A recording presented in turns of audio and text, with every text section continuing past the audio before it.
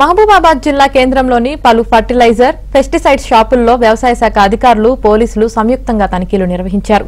ఈ తనిఖీల్లో జిల్లా అదనపు వ్యవసాయ శాఖ అధికారి లక్ష్మీనారాయణతో పాటు టౌన్ సీఐ దేవేందర్, మండల వ్యవసాయ శాఖ అధికారి తిరుపతి రెడ్డి సిబ్బంది పాల్గొన్నారు. నకిలీ విత్తనాలు, పురుగు మందులు విక్రయించే వారిపై కేసులు నమోదు చేసి చట్టపరమైన చర్యలు తీసుకుంటామని లక్ష్మీనారాయణ హెచ్చరించారు. ప్రతి దుకాణదారుడు స్టాక్ రిజిస్టర్లను సక్రమంగా వినియోగించాలని సూచించారు. ఆరుగాలం శ్రమించి పంటలు సాగు చేసే రైతులకు స్వచ్ఛమైన విత్తనాలు, పురుగు మందులు విక్రయించాలని షాప్ యజమానులకు ఆదేశించారు. రైతుల విత్తనాలు, ఫర్టిలైజర్స్ కొనుగోలు చేసేటప్పుడు తప్పకుండా సంబంధిత షాపుల నుంచి బిల్లులు తీసుకోవాలని, వాటిని పంటలు చేతికొచ్చే వరకు జాగ్రత్తగా ఉంచుకోవాలని లక్ష్మీనారాయణ తెలిపారు.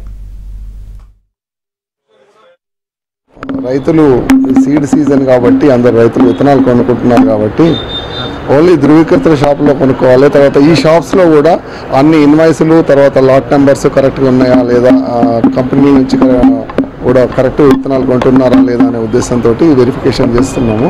ఈ వెరిఫికేషన్లో ఇప్పటికైతే మాకు నోటీసులో ఏమి రాలేదు, అన్నీ కరెక్ట్గానే ఉన్నాయి.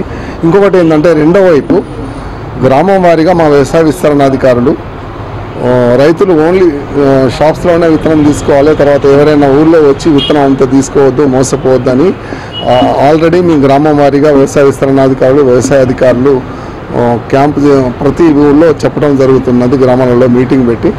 కాబట్టి ఇది గమనించి రైతులు ఆలోచించాలి. ముఖ్యంగా ఎక్కడ ఎవరైనా చెప్తే మోసపోయి విత్తనం తీసుకోవద్దు, వేరే ప్లేస్ నుంచి కూడా విత్తనం తీసుకురావద్దు. ముఖ్యంగా గుంటూరు, తర్వాత వేరే ప్లేసెస్ నుంచి విత్తనం తీసుకొచ్చి విత్తనం వేస్తే మాత్రం రైతులు మోసపోయే అవకాశం ఉంటుంది. మీకు అడిగే రైట్ ఉండదు. కాబట్టి ఇక్కడ మన ఏరియాలోనే లైసెన్స్ ఉన్న షాప్స్లోనే కొనుక్కుంటే మంచిదని